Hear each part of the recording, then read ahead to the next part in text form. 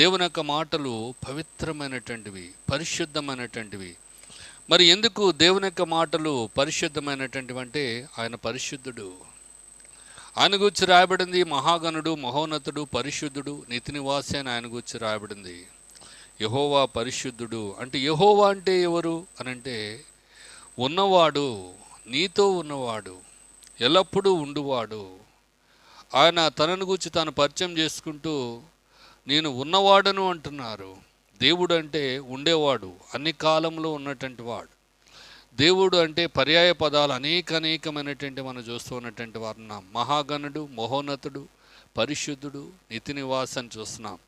మరి ఆయన పరిశుద్ధుడు గనుక ఆయన యొక్క మాటలు కూడా చాలా పవిత్రమైనటువంటివి.